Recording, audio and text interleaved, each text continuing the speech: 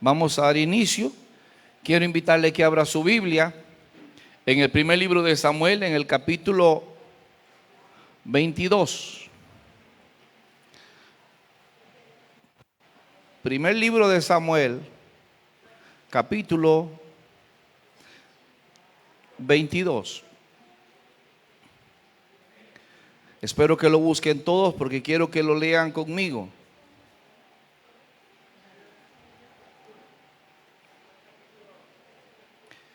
Le hemos estado orando a Dios.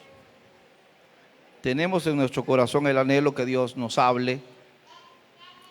Así que buscamos primer libro de Samuel, capítulo 22, versículo 1. El que puede y tiene a bien ponerse de pie, no en reverencia a mí, sino a su palabra, para leerla y para que nos quedemos ahí incorporados orando. Capítulo 22. Hay un texto muy bonito ahí, que hace días da vueltas en mi cabeza y que le he rogado a Dios que nos permita pues poder hablar de él en esta mañana. Primer libro de Samuel, capítulo 22, versículo 1, dice así la palabra del Señor, honrando al Padre, al Hijo y su Espíritu Santo. Yéndose luego David de allí, huyó a la cueva de Adulam. Y cuando sus hermanos y toda la casa de su padre lo supieron, vinieron allí a él y se juntaron con él todos los afligidos y todo el que estaba endeudado y los que se hallaban en amargura de espíritu, y fue hecho jefe de ellos, y tuvo consigo como 400 hombres. Ahora quiero que lea conmigo, ponga la atención, la gente que se le juntó al rey David. Dice que se le juntaron en una cueva, no en un castillo, en una cueva, se le juntaron todos los afligidos y todo el que estaba endeudado, porque ahí Goyo no podía notificar, y todos los que se hallaban en amargura de espíritu, y fue hecho jefe de ellos, y tuvo consigo 400 hombres de esa calidad y de ese ánimo. Tenía 400 en esa cueva. Vamos a orar. Padre, en el nombre de Jesús, Señor, en esta mañana yo te doy gracias. Te alabo, Señor, porque me das una linda oportunidad de estar aquí frente a esta preciosa congregación. Y también sé que voy a estar frente a la pantalla del teléfono de alguien que va a ver este mensaje o lo va a ver en su casa hoy o otro día, Señor. Gracias, Dios mío, por aquellas personas que de lejos y de cerca escuchan el consejo de tu palabra. Te ruego, Señor, pon guarda mi boca y dame la oportunidad en esta mañana de hablar de ti. Espíritu Santo, ayúdame, Señor Dios Todopoderoso. Permíteme, Dios mío, entender el consejo de tu palabra y poderlo exponer a tu pueblo. Habla, Señor, a mi vida, y como te digo siempre, oh Rey de toda gloria, Padre y Espíritu Santo, habla, que tus siervas y tus siervos oyen. Permítenos, Señor, en esta mañana poder hablar de ti, poderte bendecir, Señor, poderte exaltar, poderte dar a ti toda la gloria, en el nombre maravilloso de Jesús. Puede tomar asiento. Le puse como tema donde nacen los valientes. Yo cuando escucho a los pastores quejarse por la iglesia que tienen, por el trato que les dan, por las pruebas que están pasando, por el área socioeconómica que les tocó, a veces me pongo a pensar qué hubiera pasado si les hubiera llegado una congregación como esta a la iglesia. Que el que estaba mejor estaba afligido y el que tenía más plata estaba endeudado. Usted se imagina qué calaña de congregación sería, donde llegan los amargados, los afligidos, los endeudados y los que nadie quería, llegan a reunirse ahí. Y aparte de eso, los que se hallaban en amargura de espíritu, o sea, no solamente tenía gente triste, sino que también tenía en la grey un grupo de gente amargada. Y cosa más terrible es tratar con gente amargada.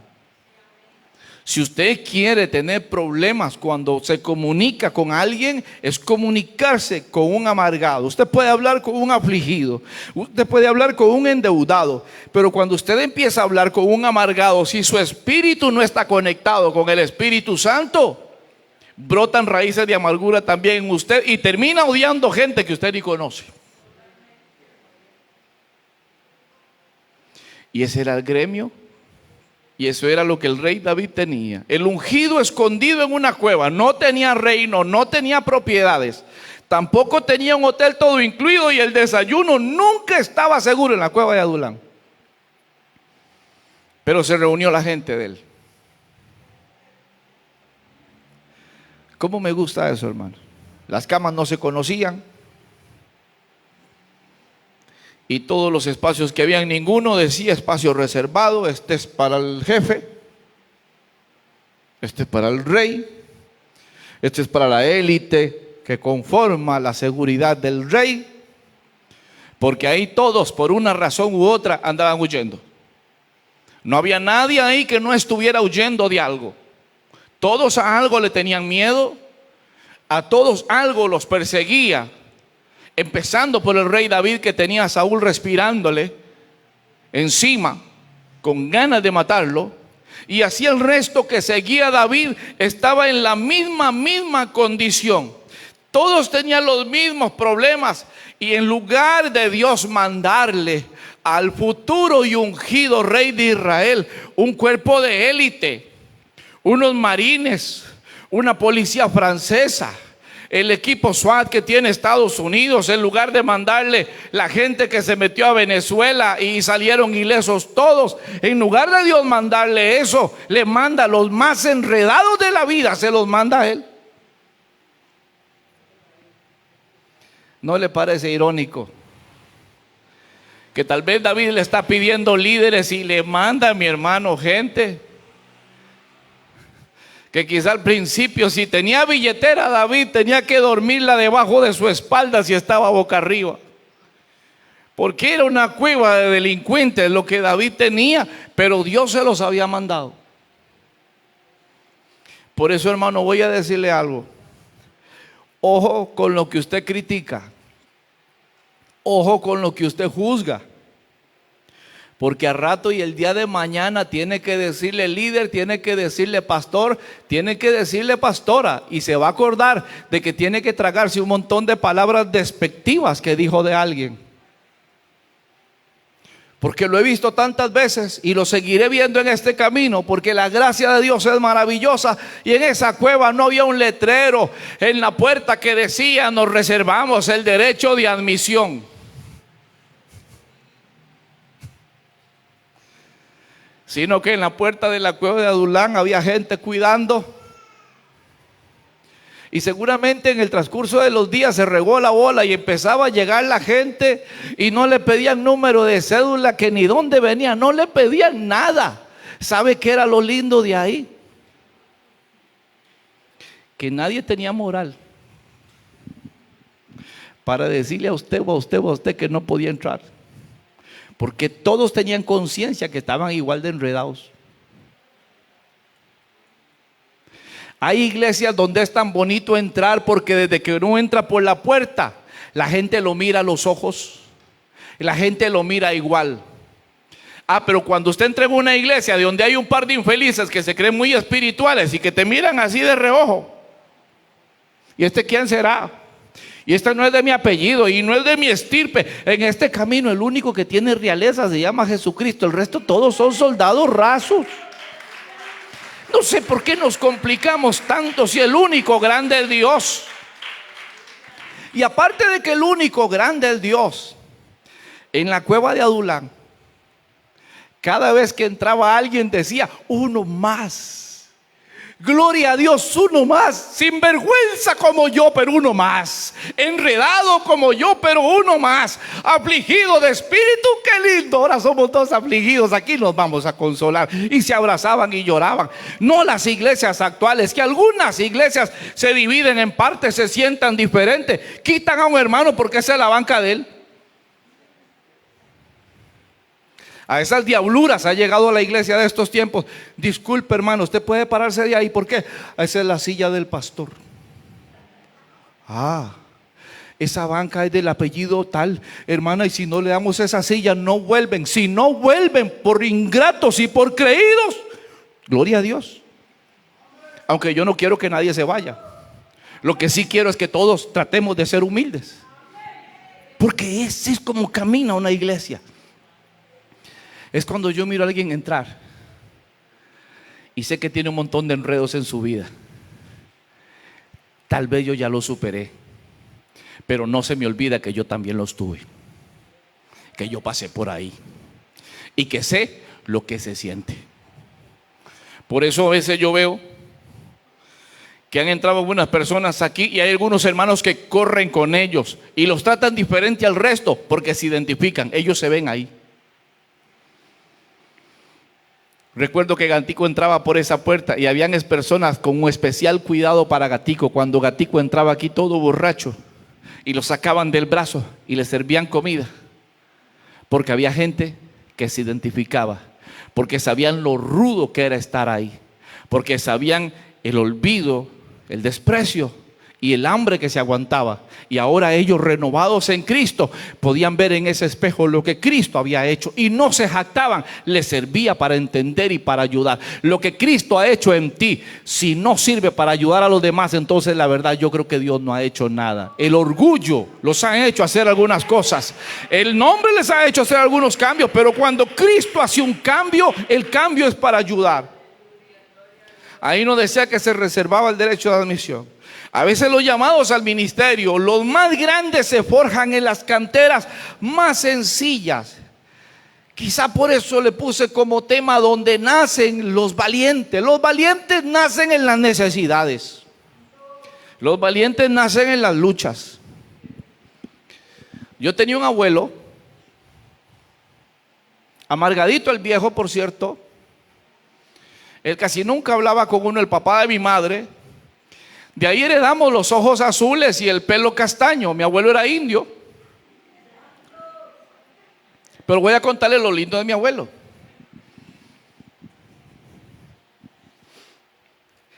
Era que el viejo era carpintero. El viejo era constructor.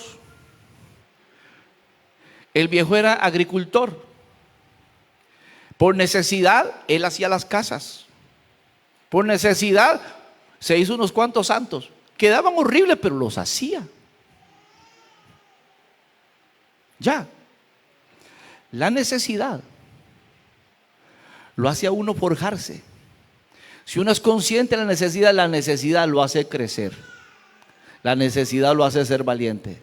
La necesidad lo hace ser esforzado. Y esta gente estaba en una condición que tenía que hacer algo. Dios le armó un ejército al ungido, pero no con soldados de élite. Le envió gente rota de Israel, gente desastrosa de Israel. Dios se la mandó. Él sabía que David había sido pastor de ovejas, tenía la capacidad de jinetear a esa gente.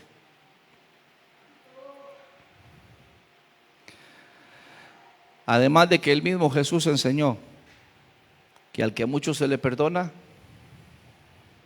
mucho ama. Por eso, Jesús, igual que David, se rodeó de gente problemática, porque la gente buena estaba en el templo, no dejando entrar a los necesitados. Usted no me registra en la Biblia cantidad de sacerdotes convertidos, parte del Sanedrín convertida. Usted no ve aquí sacerdotes levitas convertidos en los tiempos de Jesús, ni fariseos ni saduceos. Muy pocos, contados con mi mano derecha, cabían aquellos religiosos que llegaron a la conversión. La mayoría nunca lo hicieron. ¿Por qué? Porque Dios en su misericordia trabaja con gente que tiene claro que le falló a Dios. Porque Dios no perdona lo que no se reconoce. Porque Dios no puede levantar al que no es consciente que está caído. Ni le puede abrir los ojos a alguien que Dios sabe que es ciego, pero que él cree que ve más de la cuenta. Dios hace milagros con la gente que reconoce su necesidad. Y es ahí donde Dios hace grandes cambios. Y quizás de las cosas que me gusta es que esta gente que llegó tan maltratada, que llegó tan hecha leña a la cueva de Adulán, que era una cantera de valientes en realidad, David los enseñó a hacer cosas distintas. Esta gente, odiando a un sistema romano, odiando un sistema de un rey, de Saúl, que si ustedes no lo sabían, Samuel lo había dicho ya, que el rey les iba a pedir una mínima de un 10% a todos, como un impuesto. Les iba a pedir lo mejor de las tierras, lo mejor de las doncellas. Ahora no solamente el pueblo tenía que diezmar en la casa de Jehová, sino que también tenía que diezmarle al rey. Ahora tenía que dar un 20% con un rey que había caído. Y cuando llegan a la cueva de Adulán, ellos están contentos esperando que David se pronuncie de cómo derrocar al ungido que había perdido esa unción, a Saúl. Están esperando que David diga: ese infeliz que me está persiguiendo, ojalá se muera. Porque la gente herida le encanta, le fascina que se le hable maldad. Porque la gente herida lo que quiere es venganza. Porque la gente herida lo que quiere es que usted no lo logre, que usted se afecte, que a usted algo le pase. Porque la gente que ha sido golpeada y que no ha sanado espera venganza.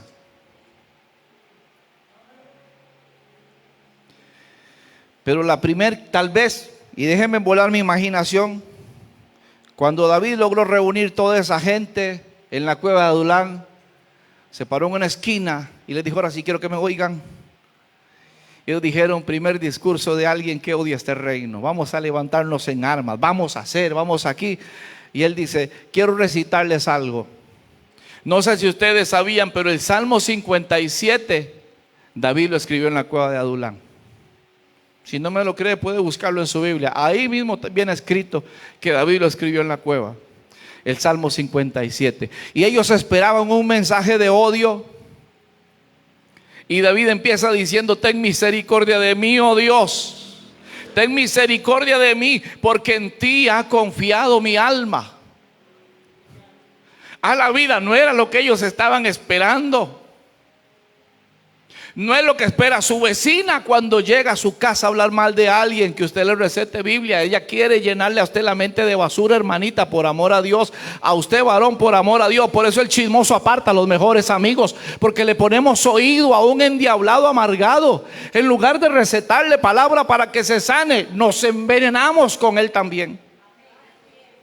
Y el salmista dice: ten misericordia de mí, porque en ti ha confiado mi alma. Y todos lo están oyendo. Oiga, pero este va a ser el rey de Israel, hablando de que confía en Dios y Dios lo tiene en una cueva. La cueva era un proceso, María, para aprender que Dios es grande y que todo tiene su tiempo, y que todo lo que se quiere debajo del cielo tiene su hora. Eclesiastés capítulo 3 versículo 1. Porque en ti ha confiado mi alma, y en la sombra de tus alas me ampararé. Sigue diciendo el verso del Salmo 57:1. A la sombra de tus alas me ampararé. Pero ¿cómo se ampara bajo la sombra de un Dios que lo tiene metido en una cueva? Sí, pero le está armando una congregación, le está armando un ejército, lo está procesando, lo está enseñando. El que no aprende a crecer en Dios con lo poquito, jamás lo hará con lo grande. Y si usted no puede restaurar un alma, jamás se podrá parar al frente de una iglesia a decirle qué hacer cuando no ha podido reparar una vida. Y no es que un pastor y no es que un predicador sea el reparador, porque el que convence al hombre es el Espíritu Santo. Pero si en nuestra vida no le sumamos a alguien, si en nuestra vida no le sumamos a la gente de nuestra casa, si nuestras palabras de nuestra casa no son de paz, no son de bendición, no son de halago, no son de reconocimiento de logros, ¿cómo esperamos a ayudar a los demás si venimos viciados de un ambiente y de un idioma de amargura, de espíritu, de deuda y de aflicción total? Por eso hay gente que no crece. Y por eso hay gente que no se convierte. Porque no se trata que usted venga a una iglesia. Se trata de que no importa cómo usted haya venido, que empiece a salir cada vez más sano. Y que cuando los vecinos lo oigan a usted en la casa, digan: oiga, qué raro, ya esa casa no se oye igual. Oiga, qué diferente. Qué diferente lo que esa gente hace, qué diferente lo que esa gente canta. También a veces yo le digo: Dani, baja el volumen, tenemos vecinos, a veces llegamos tarde a la casa y son las 9 de la noche y a Dani se le ocurre entonar un canto y yo sé que tengo vecinos roncando. Dani, bájale. Pero qué lindo que es eso, y no son gritos de hijo que no sé qué y que no sé cuánto.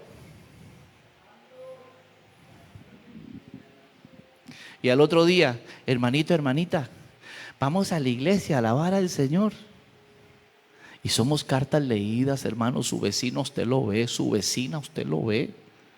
Ve lo que es y Dios también está viendo. No podemos ser hipócritas y creer que Dios es ciego o que Dios es sordo o que los vecinos son sordos. Los vecinos nos están viendo, nos están midiendo, nos están evaluando, nos están calculando. En nosotros están considerando si vale la pena seguir a Cristo o no. Y Él sigue diciendo: porque en ti confió mi alma, y la sombra de mis alas me ampararé hasta que pasen los quebrantos. Yo voy a estar ahí hasta que pasen. Señor, esta vida me está porreando, pero yo me voy a quedar hasta el final, porque aquí no termina la película. Dios tiene algo para mí. Un salmista dijo: aunque afligido y yo y necesitado, Jehová pensará del verbo más adelante, del término más a futuro. Pensará en mí, ahora afligido, ahora necesitado, ahora dolido, pero Dios se va a acordar de mi aflicción y me va a sacar al lugar espacioso. Me pondrá en una roca más alta, va a servirme mesa delante de mis enemigos, me va a hacer piojito y me va a decir que valió la pena la lucha, pero me quedé en la lucha hasta que Dios se acordó. Eso le cuesta a la iglesia. La iglesia ve problemas y se larga, y hay que andarlos persiguiendo con una soga, hermanos. Que venga, que mire, que por favor. Ay, el pastor no me ha llamado. Es que el pastor no me llama, no me manda un mensaje. Yo también tengo teléfono y es público. Avíseme que está enfermo para saber, porque a veces yo no puedo ver, hermanos, que la bola de vidrio se le fue la corriente o me cortaron el plan de la bola de vidrio para adivinar y no lo logro ahora. No todos lo sabemos. Vea qué montón de gente hay aquí. Yo no puedo saber lo que usted siente. De vez en cuando Dios me cuenta algo, pero no me lo cuenta todo. Imagínate un pastor insoportable que diga: no, yo veo a Donald y yo sé lo que está pensando con ese don de revelación que yo tengo, y sacan el pecho. Ay, hermano, qué vergüenza. Ni Eliseo con doble espíritu le contaba todo para que tuviera un estate quieto. En la sombra de tus alas me ampararé hasta que pasen los quebrantos. Clamaré al Altísimo, al Dios que me favorece. Quédese un chance aquí conmigo. Clamaré al Altísimo, al Dios que me favorece. ¿Dónde estaba David con ese salmo? Huyendo en una cueva, sin comida, y en una reunión de delincuentes. Y dice: voy a clamar, porque ese es mi Dios altísimo, y ese es el que me favorece. ¿Sabe una cosa, mijo? Usted quiere cambiar el ambiente de su casa, de su vida, de su matrimonio, de su taller, de su trabajo, de los paseos, de lo que sea. Diga que Dios lo favorece. Diga que Dios lo ha bendecido. Si usted quiere, se ciñe en el problema que tiene ahora y se ciñe a hablar paja y paja y paja de lo que le está pasando, o empieza a glorificar a Dios por las bendiciones que Dios le ha dado. Si quiere, se queja por todo, o si quiere, alaba y glorifica el nombre del Señor. Si hay algo que atrae bendición a una vida, es confesar victoria. Si hay algo que bendice una casa, es confesar victoria. Hay casas que son una maldición. Desde que usted llega solo son quejas. Todo es una queja, todo es molestia, todo está mal. Pero hay lugares y hay personas.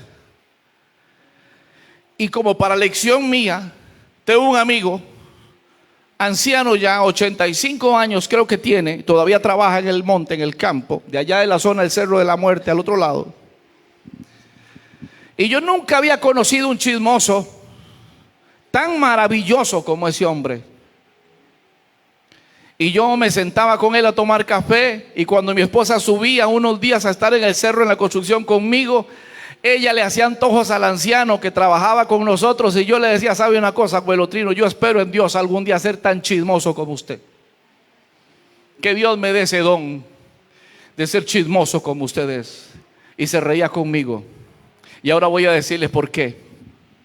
Todo el tiempo que trabajó conmigo, nunca lo escuché hablar mal de nadie, pero sí lo escuché contarme la historia de docenas de personas. No 5, no 10, docenas. Y cada vez que me hablaba de alguien, o le hablaba a mi esposa de alguien, sentaba en el corredor con un café o en la mesa almorzando, porque lo queríamos tanto que lo metíamos a la mesa. Ahora escúcheme otra cosa: rezador católico de profesión. Se sentaba a la mesa y decía: tengo un vecino. Vieran qué vecino es ese. Yo lo conocí pequeñillo, pero siempre ha trabajado durísimo. Viera el carro que Dios le dio.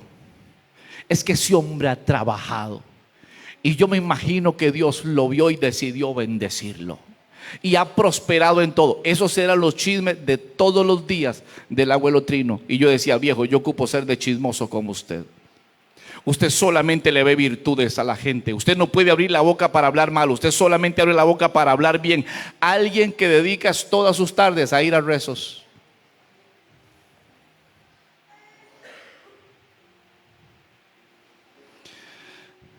Y este pastor que supuestamente ya le amaneció con la verdad del evangelio, y habla mal de alguien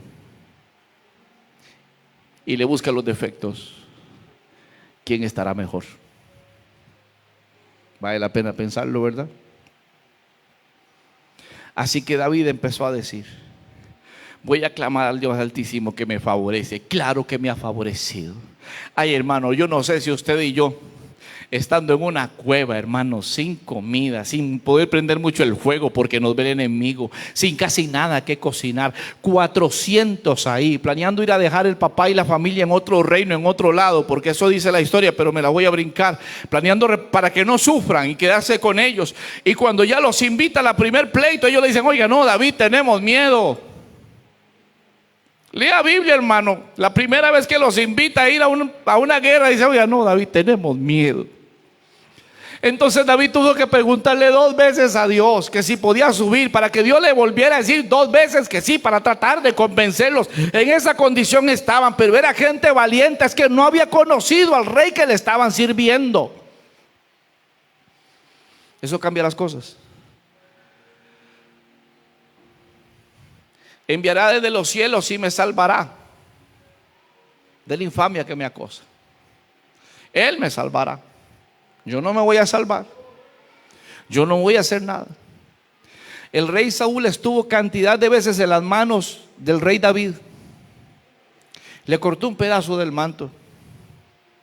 Le quitó la botella que usaba para tomar agua un día que el rey dormía. Pero no lo quería tocar, porque la venganza le pertenece a Dios y no a usted. No ve que cuando usted se venga, usted es peor que el agresor. Cuando usted abre la boca y empieza a defenderse y defenderse, usted está revelando que usted no confía en Dios.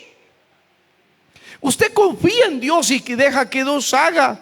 Dios defenderá su causa. Tenga paciencia solamente. Yo conozco lugares donde el pastor agarra el micrófono y dice: hermanos, por ahí me contaron esto, un pajarito me contó, y empieza a porrear la iglesia, y voy a oír ruego para que el que está hablando muy mal de mí pase aquí al frente y se arrepienta, o lo llamo por el nombre, o los cojo Tim Marín de Opingüe. El que te llamó se llama Jesús.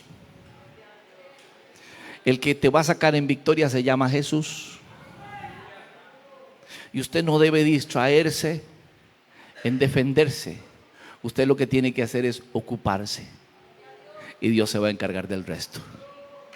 Recuerde que David oraba y David clamaba en una cueva, porque estaba dirigiendo un montón de gente herida. Y la única forma de que la gente herida se sane es que haya alguien que piense diferente en medio de la adversidad y que sea luz en medio de las tinieblas. En una casa, ¿verdad?, donde apenas haya uno que sea positivo, el ambiente cambia. Pero cuando alguien se empieza a quejar y el otro también se queja, el ambiente se pone turbio. Pero qué bonito cuando en medio de todas las preocupaciones hay alguien que dice: oiga, ¿por qué se preocupan por eso? Si Cristo murió en la cruz, si Él es el dueño, si por la palabra de Dios fueron hechas todas las cosas, en algún momento Dios va a decir: hecho está. ¿Para qué nos vamos a complicar tanto? ¿Y por qué vamos a perder el sueño por cosas que Dios tiene el control?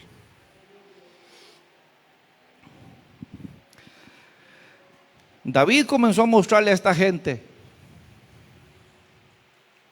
que a Dios se alaba por lo que Él es y no por las circunstancias. Él empezó a decirle a este pueblo con el Salmo 57, donde estaban endeudados, terribles y pobres y miserables. Decía: oye, cantemos otro corito. ¿Por qué no cantamos otro coro? Cantemos otro, bien por sí. No tenemos a dónde ir. Podemos ir al trono de la gracia, Isaac. Si no hay a dónde ir, vamos a poner los ojos en Jesús, que es el autor y consumador de la fe. Entonces, ¿por qué no lo alabamos en este tiempo? A ver qué hace Dios, porque me han parado. Vea qué lindo, decía David.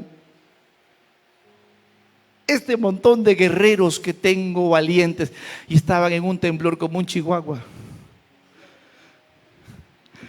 Qué troncazo de ejército. Y estoy seguro que David lo primero que hizo fue enseñarle a todos a adorar a Dios. Porque si una persona quiere ser sana de cualquier situación emocional y espiritual, el secreto es adorar. Si usted quiere que las puertas de las cárceles se abran de su vida espiritual, adore. Si usted quiere que las cadenas que lo atan se rompan, adore. ¿Cuándo? A la medianoche. Cuando hay más soledad, cuando hay más silencio, cuando usted crea que nadie lo puede oír, es ahí donde la adoración surge un efecto poderoso y Dios empieza a glorificarse. Para que la gente sea sana, tiene que ser adoradora. La gente que se enferma es la gente que se queja, y la gente que Dios sana es la gente que adora a Dios, la gente que bendice a Dios, que saca tiempo. Así que no se ocupó. Tener una gran motivación. Entre más conciencia de la condición, la adoración, surge un mejor efecto.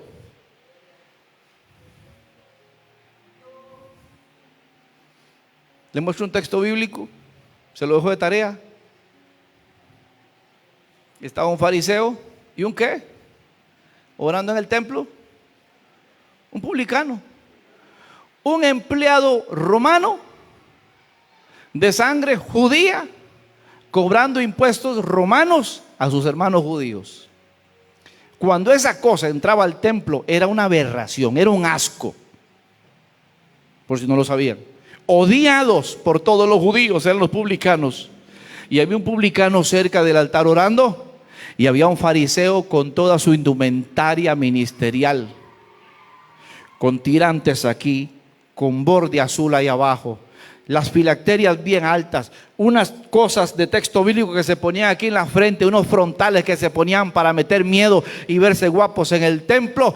Y él decía: Señor, gracias porque yo no soy como ese infeliz que está ahí, publicano, ladrón, cobra impuestos, vendido, romano, barato. Gracias porque tú soy de sangre judía, santo y limpio. Y aquel hombre allá, sabiendo su condición, sabiendo que el pueblo lo odiaba, decía: Señor, sé propicio a mí que soy hombre pecador. Señor, ¿podrías cubrir mis pecados?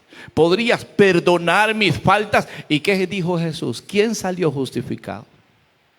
El publicano, el sinvergüenza, el ladrón, el cobra impuestos, salió con una salvación en su corazón. Y el fariseo, leña para el infierno. ¿Por qué razón? Porque si usted quiere que Dios obre en su vida, si usted quiere que Dios haga un milagro en su vida, reconozca sus faltas. Y cada vez que levante las manos, acuérdese que la Biblia no dice de manos hipócritas y falsas, sino manos limpias, santas y sin mancha. Y no es que usted pueda santificarse, y no es que sus manos estén limpias, es que Cristo murió en la cruz para perdonar sus pecados. Pero si usted lo reconoce, Él te deja blanco. Lo has leído en la Biblia: venid y estemos a cuentas, dice Jehová. Si tus pecados fueren como el carmesí, o sea, como la sangre, vendrán a ser como la nieve. Y si fueren rojos así como la sangre, podrían ser como blanca lana. Yo le puedo hacer el cambio, pero ocupo que los traiga del color que son. No me los matice. No me diga que su abuela, que su abuelo, que su tío. No, venga y me dice lo que le pasa para yo poderlo sanar. Deje ya de escudarse en el pasado. Deje esas baratijas de que es que a mí me dijeron, es que a mí me hicieron, es que nadie me comprende. No, Dios quiere hacer un milagro, pero quiere hacerlo con lo que es usted. Por eso el Espíritu Santo, que es perfecto, no dijo que en la cueva de Adulán entraron los hombres más valientes que tenía el rey David, aunque en la vida real sí lo eran,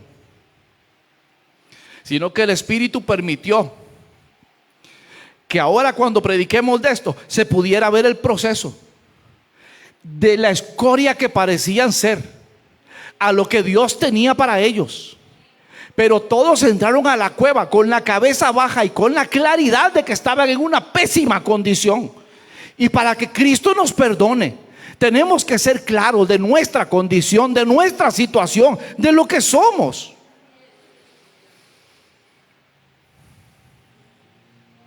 Ellos esperaban una clase magistral de cómo lanzar la honda, de cómo cortar cabezas de gigantes. Ellos esperaban que David dijera: vea, la honda para que entre en la cabeza de un infeliz. Si le dan cuántas vueltas. ¿Cuántas David dijo? 7. Ah, 7. 7 vueltas. Entonces voy a decir que en el nombre del Padre, como dieron 7 vueltas en Jericó, pactamos hoy y decretamos que se digan. No, David no dijo nada de eso. Tampoco les dio una clase de cómo cortar cabezas de gigantes. Les dio una clase de cómo adorar. Usted quiere ser grande, no presuma espada, presuma relación con Dios.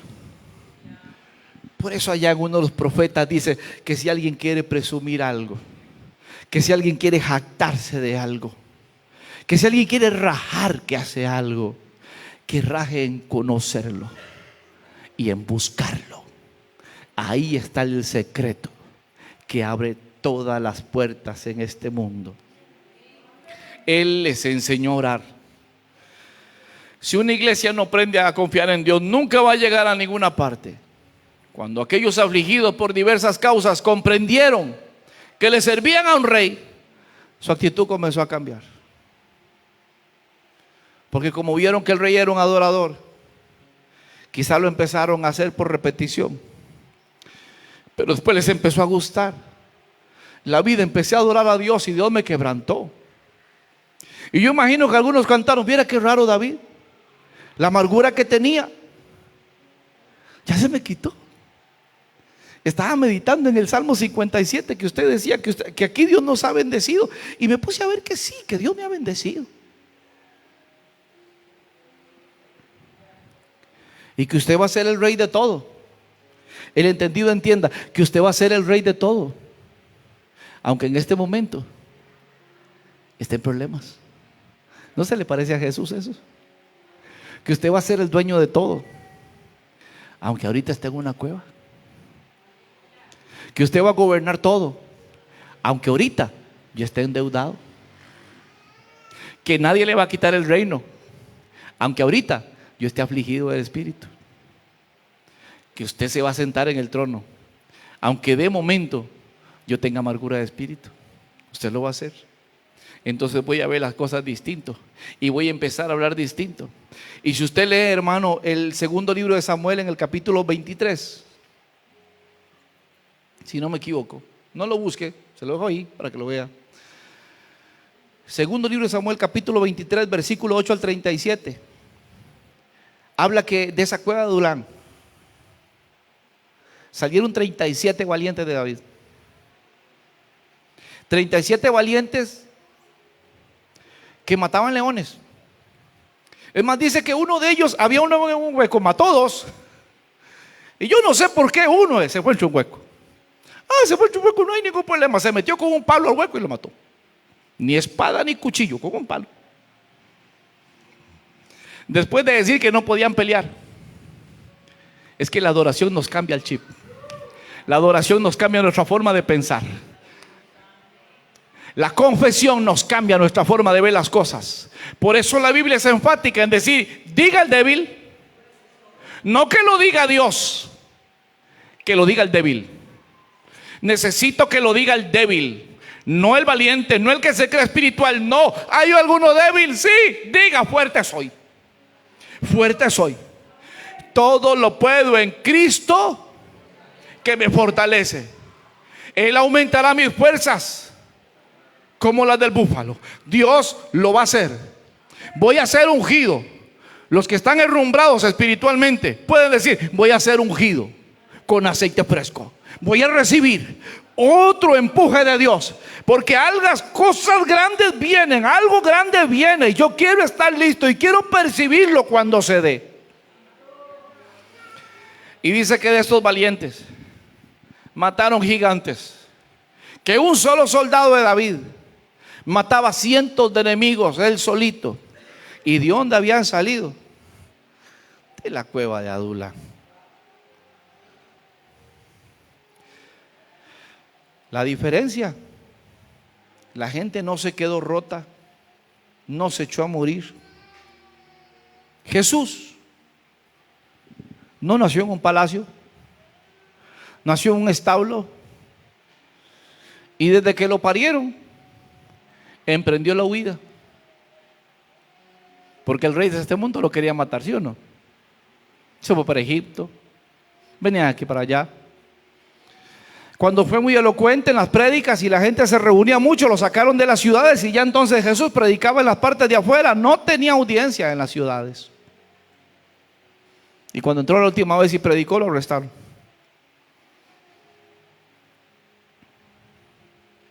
Sus mensajes no eran en púlpitos de madera con una lámina que no me le pudieron poner la calca este fin de semana y todavía está blanca. El otro domingo ya va a estar con la calca. No predicaba con micrófono y con altavoces y con una mixer. Él predicaba en una marca prestada a la orilla de un lago.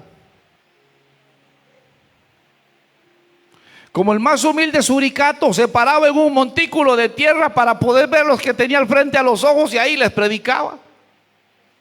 No ocupaba mucha cosa, no ocupaba mucha bulla, no ocupaba puesto, no ocupaba fama. Al contrario, la mala fama inventada que le hacían a él hacía que la gente llegara, y su buen testimonio hacía que la gente creyera.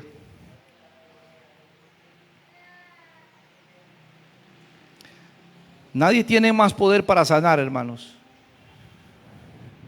que alguien que se baje a nuestra propia condición para ayudarnos.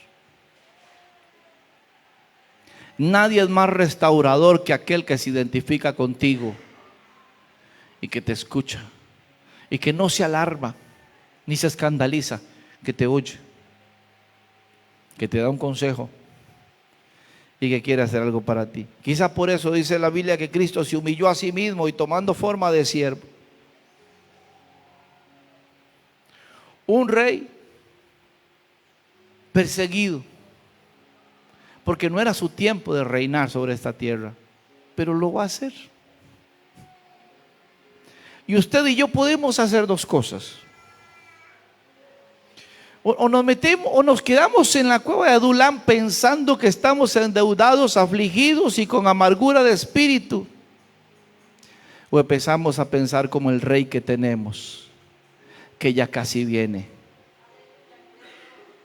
y se reviste de gloria y toma su lugar. Pero que antes de coronarse ocupa valientes. Ocupa gente que lucha y que empuje esta carreta porque pesa. Ocupa gente que se acerque al amargado de espíritu y le dé un consejo, porque lo venció, porque lo logró. No esa gente hipócrita que es farisea, que cree que ya todo lo venció y que son muy santos y que juzgan a los demás por el mismo basural que Dios les sacó a ellos.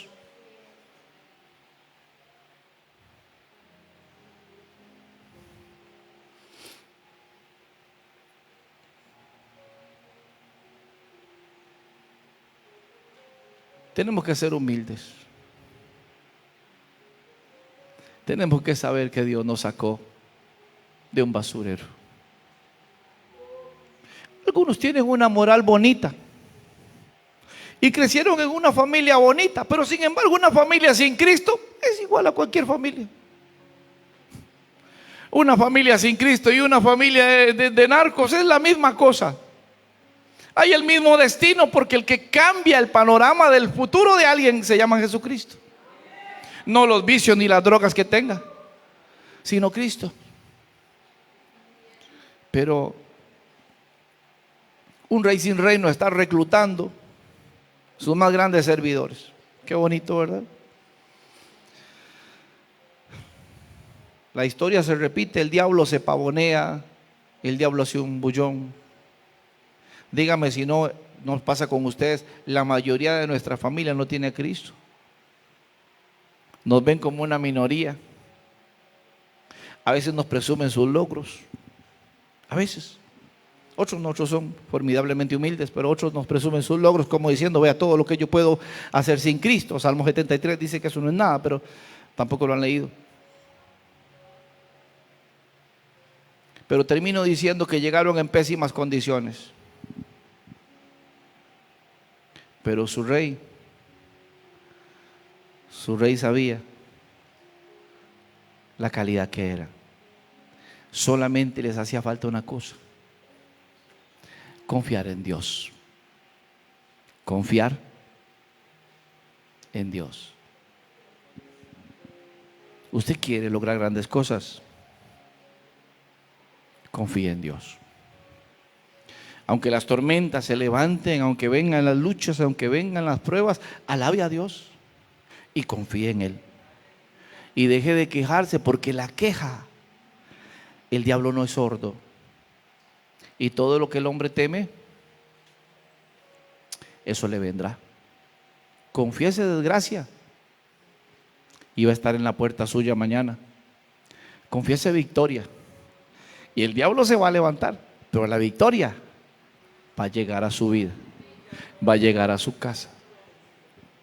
Empiece a confesar diferente a sus hijos, empiece a hablar diferente a su esposa, empiece a hablar diferente a los hermanos, porque a veces en las casas hay gente que está como aquellos en la cueva de Adulán, afligidos por un montón de cosas, y tenemos el poder para hacerlos recitar un salmito como hacía David con ellos.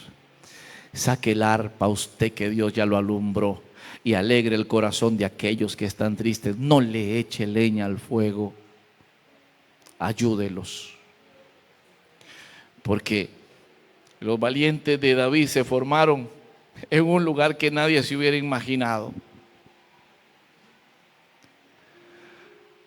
Enamorémonos del Señor, porque Dios tiene toda la esperanza en usted.